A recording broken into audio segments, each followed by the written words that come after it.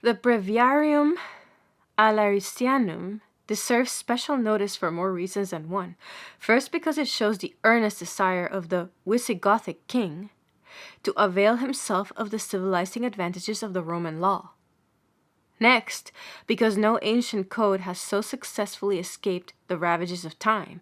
And lastly, because by it has been preserved and handed down to us a large and important part of the learning of the old Roman lawyer Paulus. This code then exhibits in a remarkable manner what I have above stated, the direct and positive influence of Roman law upon barbaric customs. As to the Burgundian Code, the date of its publication is somewhere about the year 8517, whose object was to provide a proper set of legal rules for all that portion of the western part of Europe which was occupied by the Burgundian invaders. Its very title attests the Romanizing influence that affected it. It was called the Lex Romana Burgundionum,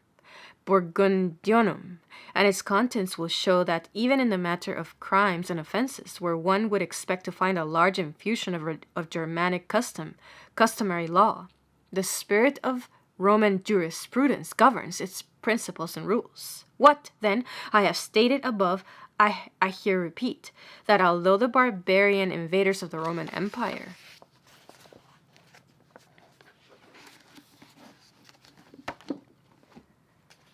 came as destroyers and remained as conquerors, so far from despising the institutions of the conquered people, their pleasure was to copy them. And so far from destroying their laws, they took a pride in publishing them for the use and benefit of all the subject populations. Now here it may be asked, was there any codified system of Roman law which could serve them as models? One there certainly was, and one from which they drew large stories, viz., the Theodosian Code and the Theodosian Novellae. If there is any one period of Roman history which, just before the fall of the empire in the West, could throw most light upon the events that preceded and, as it were, led to that fall, and at the same time would throw light upon the social life and institutions of imperial Rome just prior to its final extinction, I should select the era of the great Theodosius and the later Theodosian Code.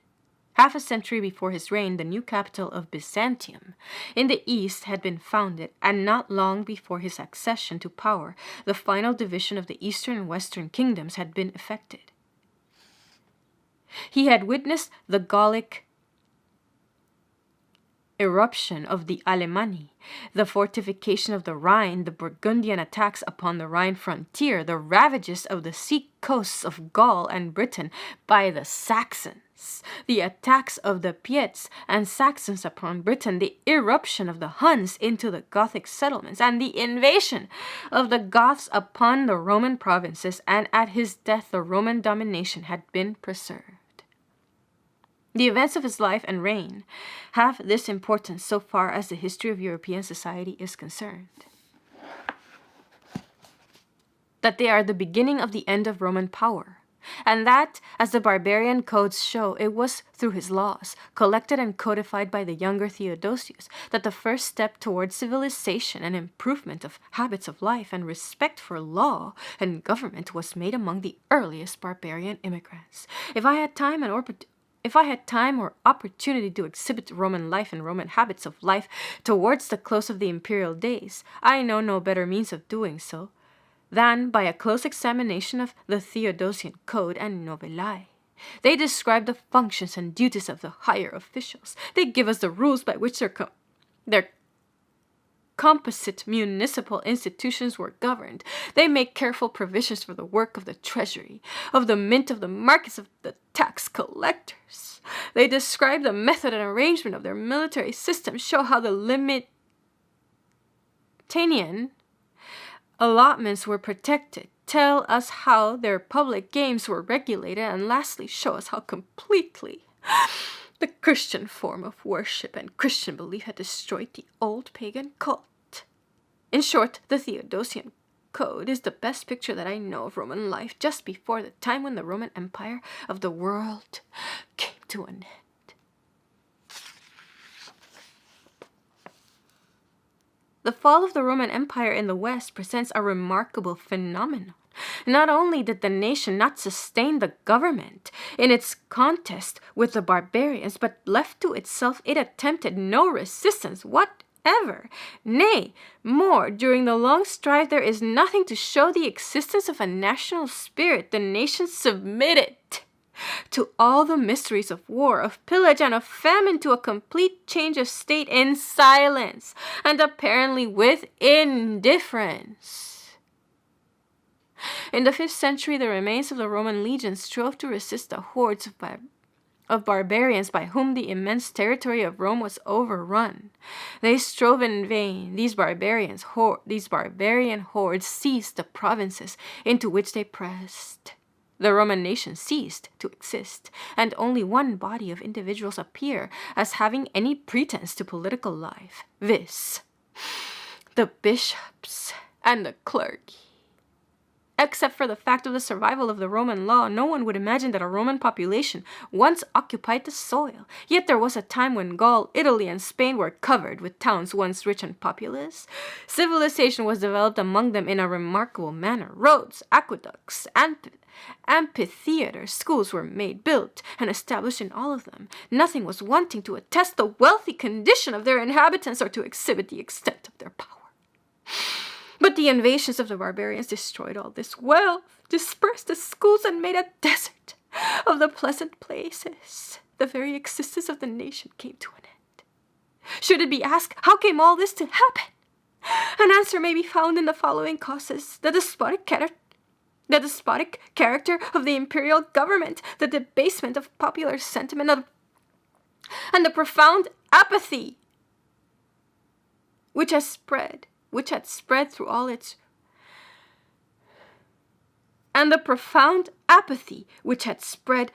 all ranks.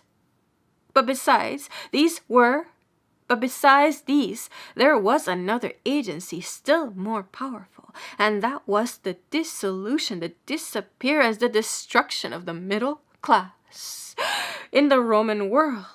When the barbaric hordes poured into the imperial provinces, this class no longer remained. With its disappearance, the national spirit died out.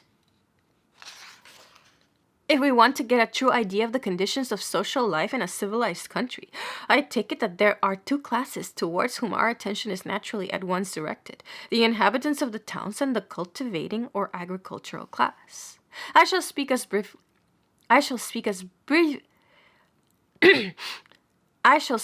briefly as I can of these two classes under the Roman domination, because I think I shall be able to show that in spite of the destructive effect of Roman civilization on one of them, and the debasing disregard of imperial Rome for the well-being of the other, an agency was at work which preserved the life and beneficially influenced for a time the condition of each, even as against the narrow individualism and the rapacious spirit of the Teutonic invaders of Italy and Gaul.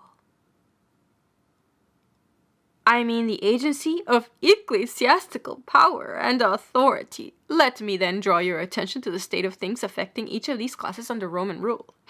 First, as to the municipalities, the history of the municipal institutions in the Roman period of government divides itself into 3 epochs. In the first, which embraces the 100 years that followed upon the establishment of the empire, we find the municipal or corporate spirit firmly established, the importance of the municipia, of the coloniae, and of the prefecturae recognized, and excellent regulations for their proper management sanctioned. But at the same time, we find the fatal blot which disfigures the constitutional life of Rome. I mean the inclination to centralization that later on became still more developed, and the separation between corporate interests and political interests that was productive of so much mischief as time advanced.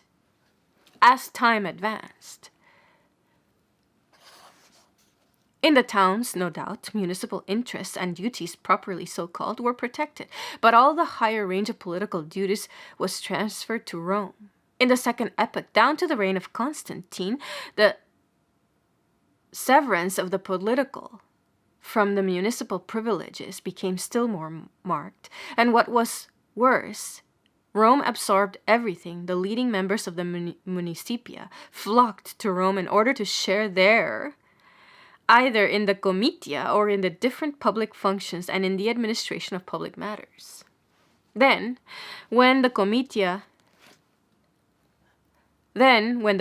were abolished, and when by this blow all free intervention in state affairs was abolished, neither at Rome nor away from Rome was any interest in political life left.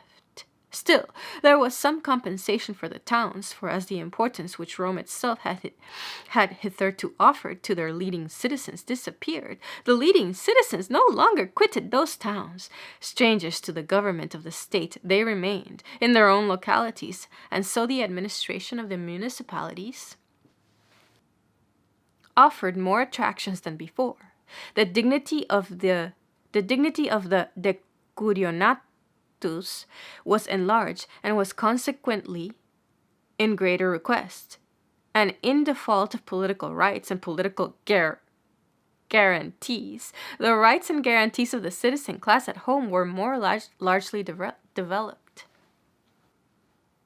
The third epoch, which extends from the reign of Constantine to the fall of the empire in the west and to the reign of Leo the philosopher in the east, AD 806, marks the gradual decay and final destruction of municipal life. Two causes led to this: the ruin of the central authority after the time of Septimius Severus in the empire, and with its fall, and as a consequence, the ever-increasing burdens and dangers cast upon the municipal authorities, and the growing power of that Christian society which was steadily progressing and which eventually overpowered the old pagan forms of worship.